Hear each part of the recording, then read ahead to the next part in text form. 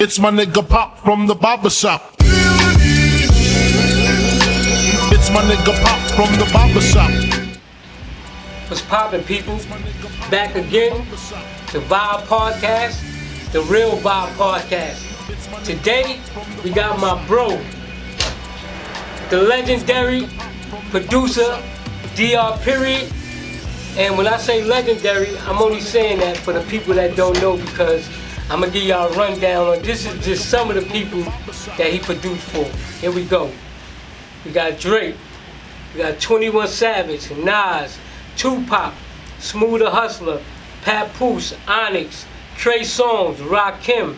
He worked with DJ K Slave, Freeway, PD Crack, Foxy Brown, DMX, Cameron, Biggie, Busta Rhymes, Jay-Z, Beanie Siegel, and the list goes on. Now, let's get into film.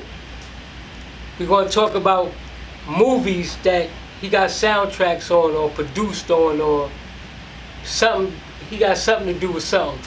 But listen, Get Hard, You Got Served, Breaking Bad, Love and Hip Hop, House Parties. He Got Game, Brown Sugar, The Last OG, The Voice, The Game, Kangaroo Jack, The Redemption Team. So D,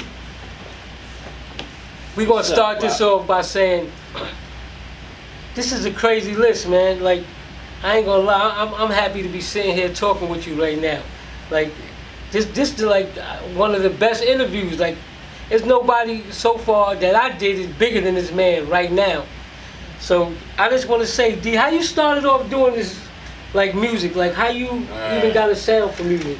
I ain't gonna go too far back because it has a long history when it comes to me being in the music business, from actually just being in music and then transitioning to the business of it. One, it started since I was a kid. You know, on the block, you know, we had, you know, DJs back in those days, but in my household, it was a musician thing. Right. It was like I come from a household that's full of musicians and people that's musically inclined. My mom, she was like a manager of like several different, you know, musicians and stuff like that. She was known for the one that you can go to, the house you can go to, Right. and people hook up. You know, this bass player meet this drummer, and this drummer meet doing that. You got Crown Heights Affairs, and you got BT Express, and you know. That's crazy. I never that's knew how that. she did things in those days in that time. Right. So that was her form of management. But her thing was all her kids that went to school had to learn instruments. It was a must. It was a requirement in my household. So all my brothers and my sisters, everybody went to try to learn an instrument. They all got into an instrument and stuff like that. But for me, I love what I was doing on the music side, becoming a musician, playing drums, and you know I owe a lot to Mr. Evans, which is one of my middle school, or you could say junior high school teachers, who was a drummer for James Brown, him and Clyde, you know, doing all that funky Right. drummer and all those, making those records in those days. He was my music teacher for 4 years. And he inspired me to learn keyboards. He motivated me to try to get into other instruments, playing bass and guitars and trying other different instruments, you know. And getting into it became a lifestyle. Then I started learning how to beatbox.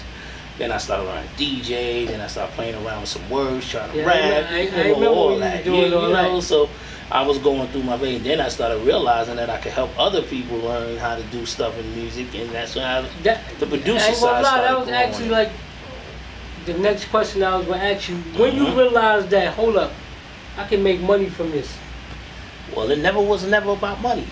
It really never was about money because I didn't know that much about how music can Right. take care of you financially. You know, it was really all about just learning something, and everybody on the block or on the neighborhood going, "Yo, he the dude that can beatbox," or "Yo." It was more about props. But when it came to money, it came to me in the different way where I used to go to mad studios with other people who was more advanced than me about the business, and I used to play around with the machines at the studios and leave drum patterns and all kinds of different stuff behind. So when I left, I never had none of that stuff copywritten or nothing. So stuff like that, sit on a drum machine and another session come in after me, and they hear what they like, add on to it, and then I hear it on the radio going, yo, that sound like that beat I was working on at such and such studio, or that bass line I made over there. And then I realized that I was making records, that I had the ability to start making songs. And then I started looking into it, and then my mom was like, you're supposed to get paid for this, you're supposed to get paid for that. And that's how Abby came in the picture. Abby Rosenfield, he's like the manager of the Madonna, Debbie Gibson, and all of them. And my mother and them was tight with them, and Fred Czar and Z Studio. My bigger brother Booby, he was a drummer, he was in a group called Common Sense. And he used to definitely be like, yo man, you can make some money. Then my brother, R.I.P. to Mr. B, he was like, hey, you know, you gonna come with me to a studio, and I'm gonna teach you something about the music. In those days it was interning, but I didn't know what that was. But being around very qualified people and experienced people, that started making me look at what I was getting into different than opposed to just looking for props around the way and everybody know I was nice at what I did. And then that's when everything started making sense, because my brother Bernard, he gave me a book all about the music business, and I started reading it, and it started talking about the publishing and contracts, deal memos and all that. And then it was being taught to me that money's being made from the music. Then that's when it started hitting me. Yo, figure out how you can eat off this now. Then that's when the detail of the business started happening. So look, the DR sound, right? Thank you. The DR sound. When you really realize, like, oh shit, like I'm really this dude. Like, was it when Jay-Z asked for a beat, or Biggie asked for a beat, or like who made you realize, like, oh shit, I'm really popping? Like, such and such just reached out to me. I could tell you this. This is interesting. There's levels of money. My first experience was my friends around the way. The homeboys. It wasn't even no artists at the time. It was homeboys like my boy Rafiq. Right. He at that time, everybody around the way knew him as Wise. And he'd be like, yo man, you got it. You dope, you this, you that. And I'd be like, word. And he's like, yo man, I can help you, you know, but you know what I mean, I don't know where you stand and this, that. So we talk and talk and talk. He said, I got this machine at the crib. I want you to come and check it out. And I went and seen this drum machine called a 909, a TR-909. I'll never forget. I checked it out, and he just like, yo, take it with you. That's the first drum machine somebody told me to take with me. My other ones before that, the Soul Sonic drum and the Dr. Rhythm, I had to do some crazy stuff to get a Dr. Rhythm and a Soul Sonic drum, you know what I mean? For as, you know, trade-offs and different things like that, and go hard to get those. But this guy said, yo, you that dude in the music. And that's what started me going, wow, my homeboy believe in me. So let me get ahead and take this music stuff a little more serious. Shout out Rafiq, man. Yeah, Rafiq. Big shout outs to him. Because that brother, he walked with me through a process of time when I was coming up, and was showing me that he believed in. Joakim, another dude around the way, it's another brother of mine, Joakim, took me to record labels and showed me how to hustle as a producer. It's like, yo, you gotta go to the labels. And this is when people like Melquan and RZA and all, at that time RZA was Rakim. That's when I ran to him, met him, and I did, you know, music with him, and did We Love You Rakim. We was on Tommy Boy, and the Jizza was the Genius and all that. Right. Before he was the Genius, he was just the Jizza, not the Jizza, he was the Genius, then he turned into the Jizza. Then I did those Girls Come Do Me remixes and all the different stuff, and it was a lot going on. But I learned a lot of the hustle part and running around to labels and making them hear the music through my man Joakim. I ain't gonna lie, I remember Ra used to be making moves, man. Right. And Ra wasn't taking no for nothing at labels. Nah, Ra was a different dude, because he didn't know the music at the time, but he knew business and what he did. You know what I'm saying? Rob was real solid. It was like, yo, D, we gonna go up in there. I don't care what they say. I like, all right, let's go up. And next thing I knew, we up in there, and the music spoke for itself. So we didn't have to do nothing real crazy. We just had to let people hear what we was doing before we knew it. We had production companies and all that popping. I ain't gonna lie. I remember the neighborhood started going crazy. I remember when everybody thought you could just make them a star. The whole neighborhood. Once you made MOP a star, it was like over. Like, yo. And then you made Smooth a star.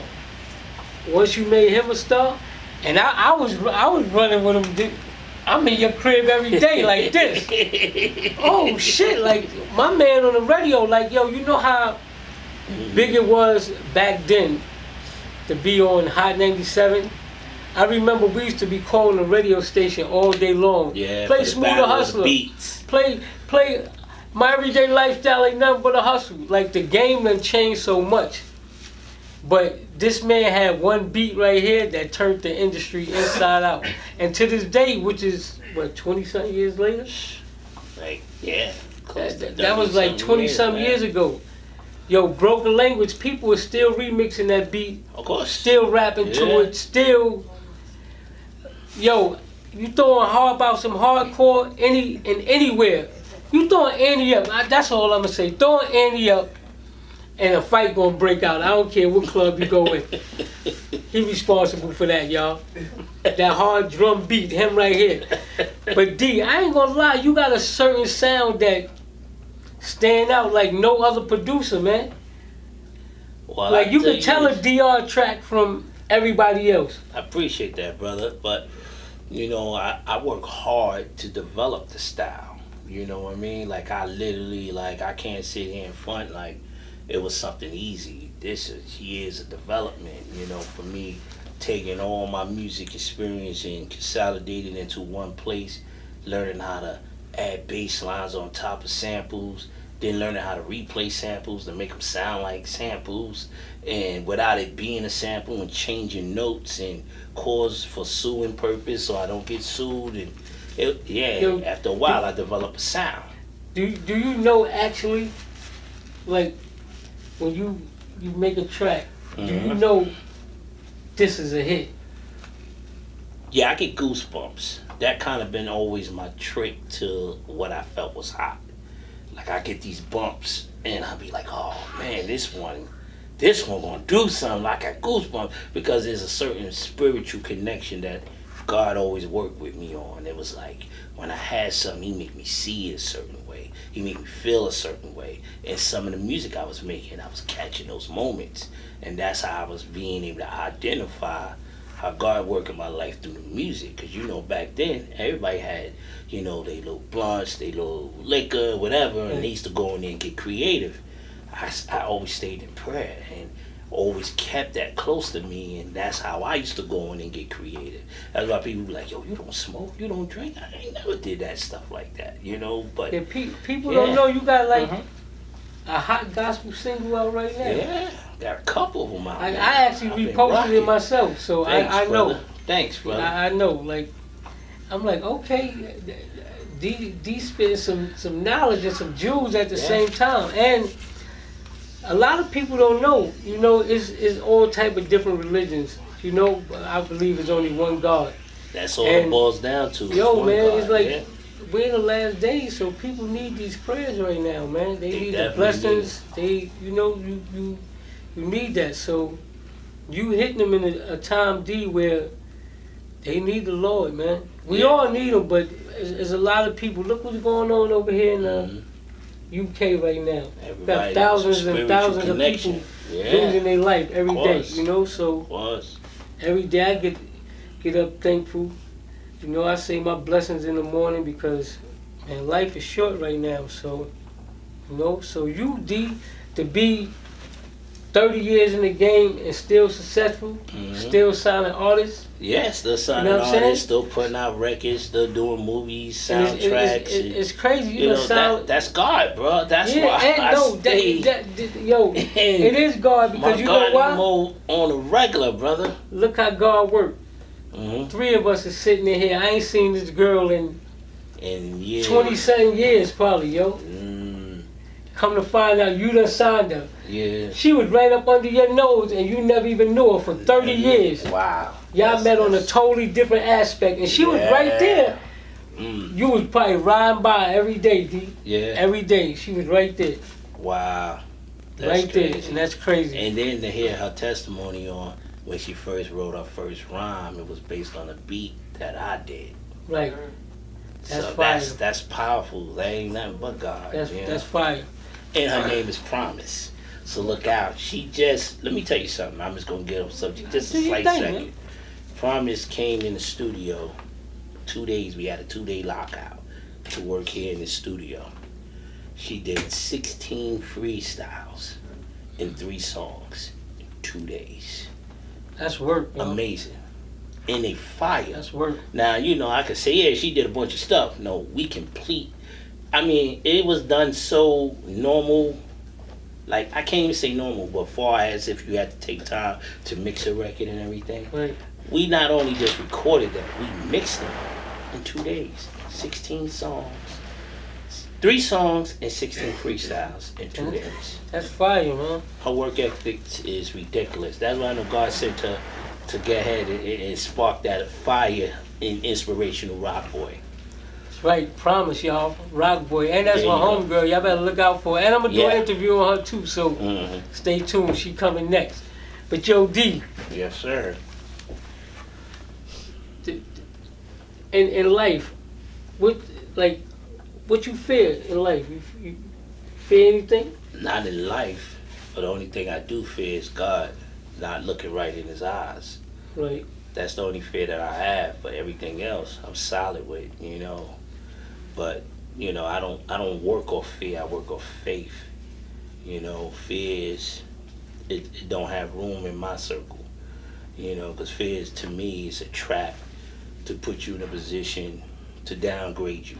You know, to take you off the purpose, take you off the plan. You know, because if you want to move forward and you're scared, because you could have something as simple as, I don't got enough money to go over there.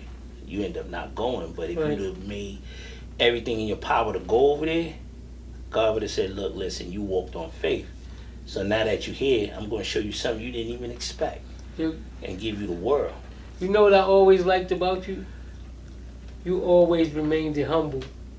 Even when we felt like we was the biggest shit in the street, and we knew we knew you was the hottest producer, you still stayed humble, even though all us was hype and running around, and you stayed D. Like, how you remain, like, calm like that, knowing you got platinum plaques, gold plaques, you done work with from the smallest to the biggest. How you remain this humble in DR period? I tell you the truth, man. It's not me, it's God. You know what I mean? When I tell people to God be the glory, I really mean that, because I couldn't have did this by myself. I mean, I'm just an example of how God works in one life, and I'm so thankful for that. So there's no need for me to showcase. You know, if anybody gonna showcase, let me show you and let me tell you, this is all God doing. Right. He gets the glory in this, you know, and me being humble is just showing God how appreciative I am of the blessings and opportunities to be in a seat that we call success. And I stayed like that for years, brother, because I watch that a man that wants get in his own way, he would never see his goals or he never see his success. And I made sure that I stay out that format. You know, I moved myself from the whole hype and excitement of it, and I made sure that God stayed in the front. As long as God is in the front of everything I do, you're going to see a lot of DR period. So what made you just say, you know what, I'm gonna just do music and live life straight? What made you just turn and do a straight U-turn? I didn't see nothing else for me. I'll be honest with you, because I was around everybody. That's right. Everybody did a little bit of everything. Yeah, you wasn't always a good DR period, man. Ever seen myself being that. That was the thing. Okay. I never seen the vision of me getting the things in life the way that most of the people I was around was getting. I didn't see that plan. The Yeah, plan you I see is definitely was around the in the plan mix. that I'm living now.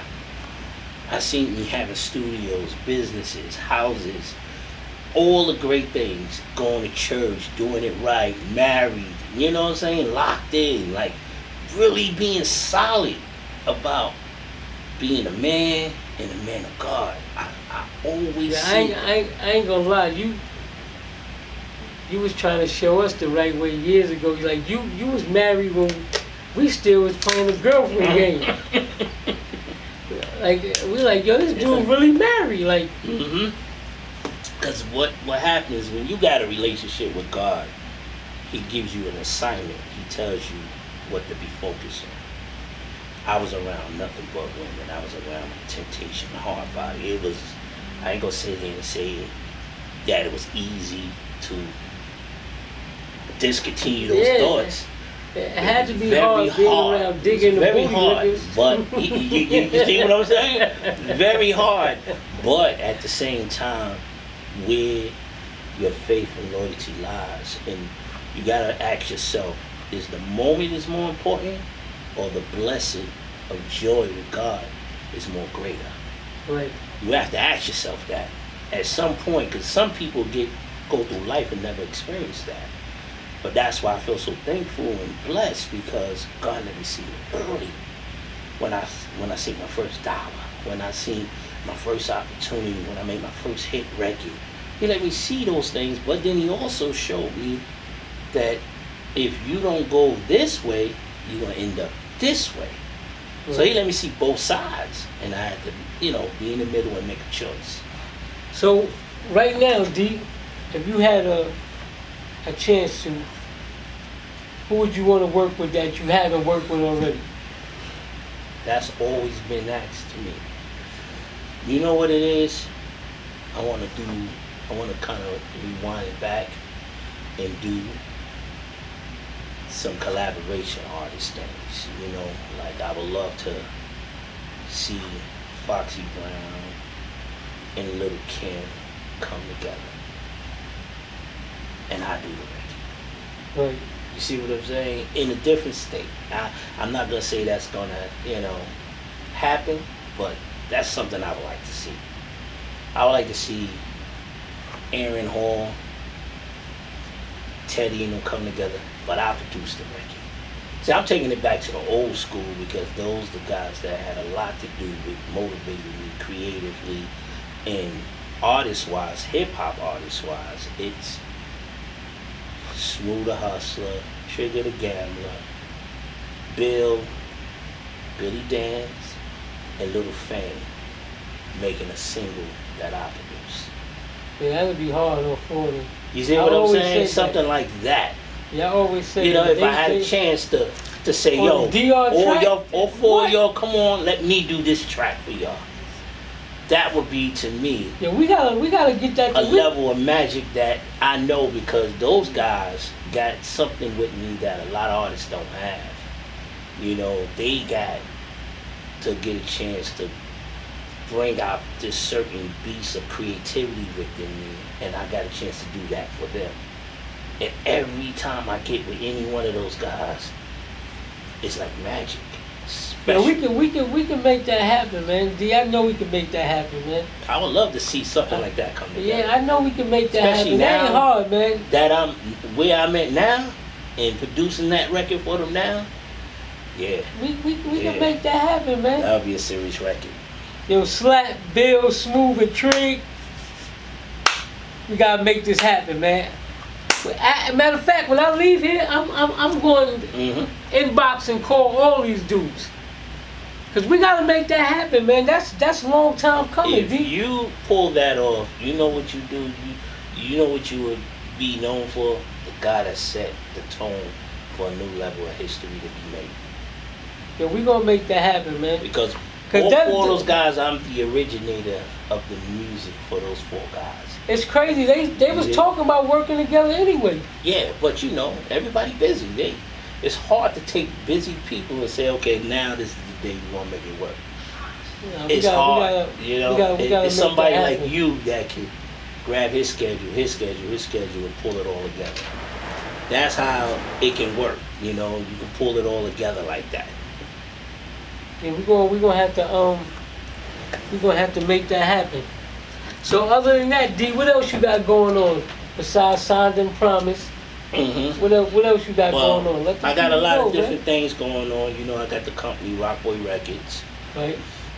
We got a lot of artists over there. Then I got Inspirational Rock Boy, which is me, Promise, and Q the Prophet right now over there. And Queen Julie Hall. She's one of the first artists that I signed at the age of 73 years old. She's 73? 73. What she sing? She do gospel. She's Okay. amazing. She sing and she raps. At 73. At 73. I gotta see this lady. When you see her and hear her songs, you're gonna go, wow. She's real dope. She's real dope. So I have that. Then you know the company Next Level Entertainment. You know, I always had that from day one. Day one, that's right. That's what we doing on TV and film. We're doing a lot of TV and film. You know, now we at a point where we're gonna be putting out movies, which is amazing to actually get movies coming out. Not just only scoring movies and soundtracks. We're gonna be doing both sides of the fence of that. You know, and I'm working on a lot of stuff.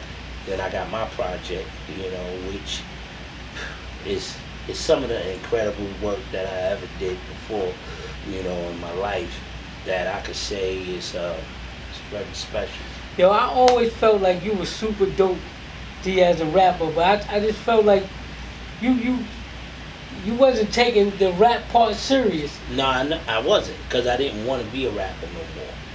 I started off wanting that, but when you kind of find something else about yourself that said, like, the rap was exciting to want to do, but God showed me, you're going to be a producer, you're going to make music for the rappers. I went crazy.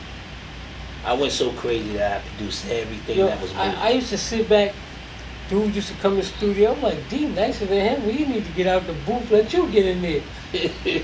Like, so I ain't gonna lie, you used to be nicer than a couple of dudes used to come in there. I used to be like, yo. And the thing about it, I didn't have the passion because I lost Omega Supreme at the time. Yeah, I remember, rest in peace. And, you know, Omega was a big part of me being the rapper, because why I say that is he was one that was like my chemistry. You know, he was my DJ. He was my first fan. You know, he was that yo D, I'm telling you that bar's hard. Yeah.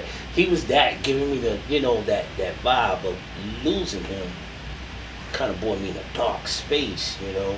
And I was there for a minute, and then God was like, you got to get out of that. And then that's when the whole producer thing started, and I started pouring what I would have did as an artist into other artists. So their development was different. They didn't just come to a guy that made beats. They came to a guy with a plan, that had ideas for music, that had hooks, that can pull a song. The dudes used to come and leave me a verse. Come back, I got a hook, I got bridges, I got breakdowns, intros, outros. They like, yo, how you put this whole song together around a verse? Yeah, that's crazy. But that's me understanding the artistry side, you know, so That's I knew crazy, what it was though. about. And that's why I was able to do albums like that. I was the type of guy that if you gave me 3 days, you had an album. Or you gave me 4 days, you had an album and then some, you know? Right.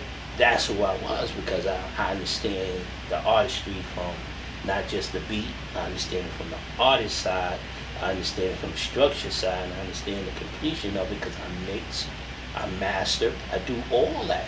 You know what's crazy I never told you? I used to just come to your house sometime to see who coming there. Because I used to be like, damn, you never know who's going to pop up at DR house. It's always a celebrity coming to the nigga crib. Always. So I used to be like, damn, go down to DR crib, see who coming today. Because back then when we was coming up, seeing a person like Nas or somebody you never seen that's hot, that shit amazed you. Yeah, coming out the crib, You know what I'm saying? eating chicken, Yeah, my mom's cooking. that shit amazed you, yo. And yo, it's crazy because it's just like vice versa. Somewhere else, somebody seeing Biggie and they ain't know him, or Smooth the Hustler, or M.O.P. He was all over the radio. But anyway, yeah, DR House was like a house for stars back in the days. Yeah, that shit was like hell yeah. Motown on Decatur Street. And everybody came to the music house. Everybody, yo. And you know what was so crazy about it? Make it interesting. I lived there. Yeah, you really lived it's there. It's like I lived in the studio. Yeah, you really lived it. My real living quarters was right upstairs. You know. Yeah. Like, yo, D, it's crazy. And I bought the building. That was a good investment. Yeah, I bought the building. Yeah. That was a good investment because I know you got a nice dollar when you sold that shit. Yeah, man, that area is so turned around right now. Yeah. If you still had that house, it'd probably be worth an M and change, probably. It was that when I when you sold it, right? Yeah, it was like that when I got rid of it, yeah. I figured that. Because remember, I didn't just have the house. I had the house, then I had the driveway, and I had the lot that was next to it. All of that was now where the guys was doing the mechanic work. Oh, yeah, they was doing a mechanic shop right there. That was my property. Oh, I ain't never know you had that. I didn't know that either until I went into the bill of sales and found out and did the whole layout. All that whole time was mine, and I didn't even know. Wow. But hey, I didn't make money while they was there, but when it all went, it all made sense. Made sense. Yeah. So all right, D, we got Promise, you got Next Level Entertainment, you got Rock Boy Records. What's up? What's going on for the future? Well, a lot of DR music. I'm touring. I'm doing a lot of shows. I be down at the Fleet DJ, and well, you know, when this aired, I probably done did it already.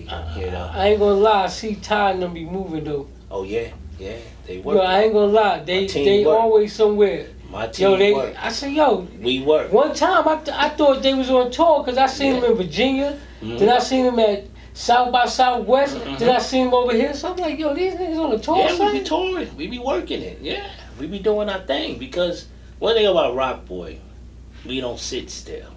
Now you always made it happen from the door. We all understand the power of movement, you know, because there's a lot of people that say they're a label and they depend on the label and the machinery of the label and they build stars and make things, and then artists just go out and do what they do and then they no longer cool with the label.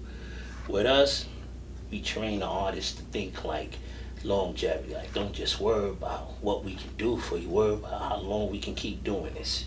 Right. Because a lot of people always want what they want, you know, and when you start living off your wants, you never have what you need.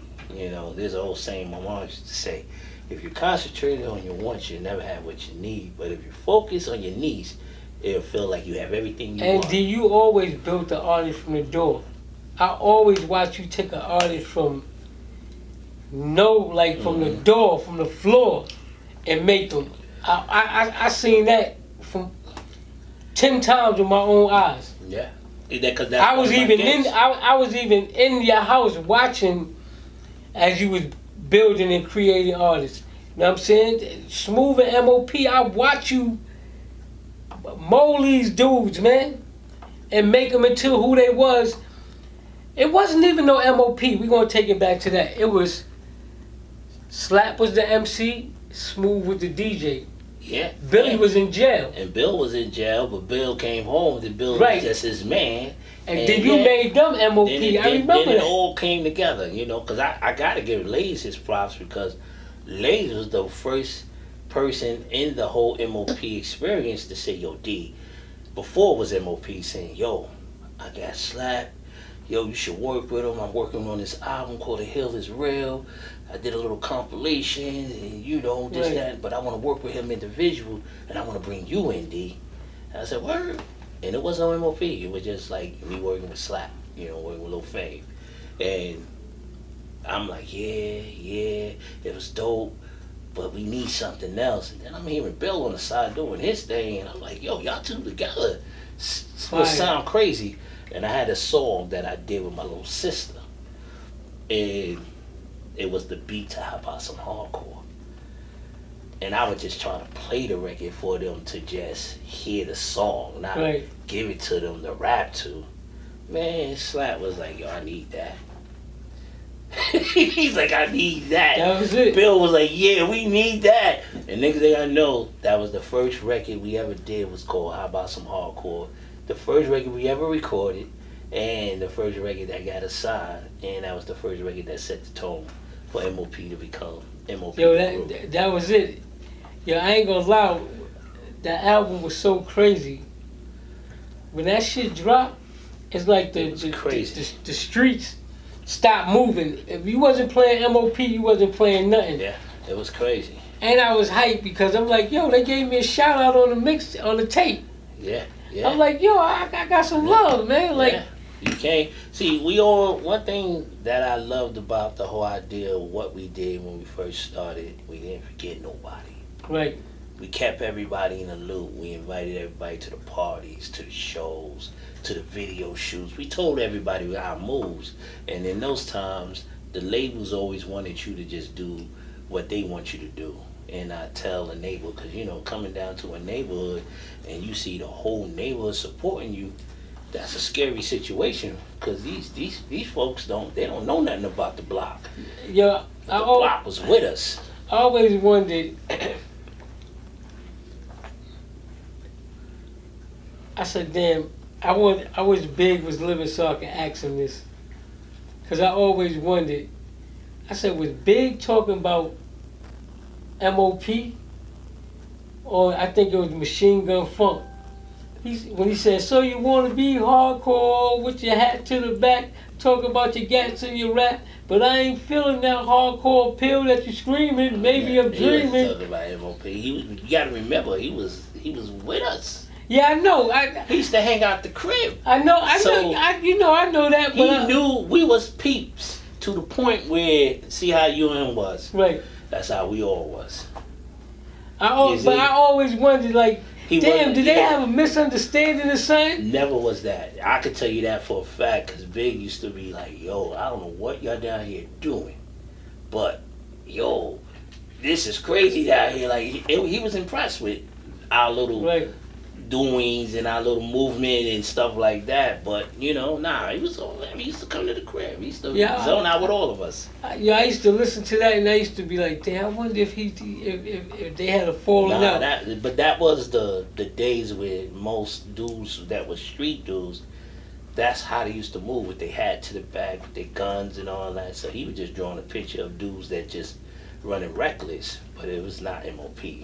Yeah, because one day it wasn't us and MOP, but one night we was at the South Oxford Tennis Club, and it was Big and MOP, and we wound up like partying all night, and then we wound up going to oh man, I forgot this other club. But we get to the club, Bill wound up beating somebody up that night. Yeah, them dudes just staying in scuffles. I said, yo, they living up to the Mash Out Posse. Bill wound up beating somebody up. That was a real deal, man, because it was like, you know how it was being on the block. It was like, it wasn't really much to do. But when you did something, you were serious about it, and if somebody make you feel less than that, they would have to feel it. Right. That was always the energy. That was the mentality of most Brooklyn dudes. So damn, man. Right now, younger artists that's coming up. Like who like the young ones, who would you want to work with now? Like it's a couple of them. A couple of them that I find like interesting. But to be honest with you, I'll just work with them more and show them the way and give them a little bit more motivation to be like better thinkers, better businessmen, that part of it than the music, because a lot of them, they just off they don't know the business. Music, but the business is something that a lot of them need to know, like how to stay around, not just blow through, the money, blow through the opportunities, burn all these bridges and have a lot of beef with each other. taking each other out for nothing, nonsense. And it's all over what he say, she say, because a lot of it is what they see online or what someone said about them, you know, and it ain't really nobody doing anything. But when they actually run across each other, they begin to exercise all them crazy trolling moments that they had and trying to prove a point on how it really is. A lot of us don't want to take the leadership of those kind of positions.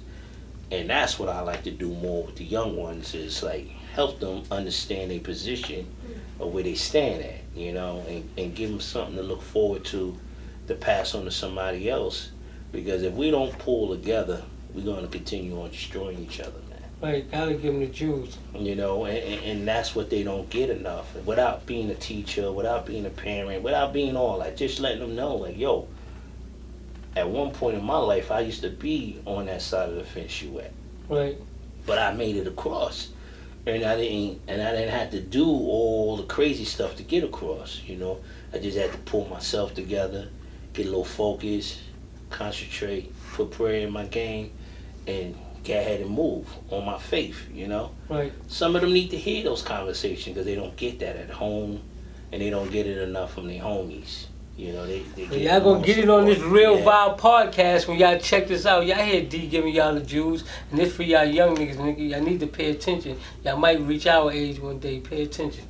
Yeah, and a lot of them don't get a chance to see that. Yeah, that's true. You know what I mean? So that's why I always say, man, you know, if you can, just stop and talk to them.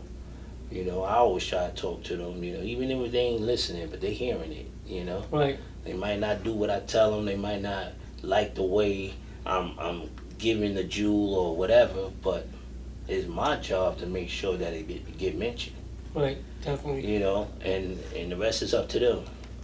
So you look, D, is you booking sessions in here? Yeah, I book sessions. I do everything. You go to VTS Recording Studio, everything is set up for you. You can just book online. You can see what's going on, the price ranges, everything. You know.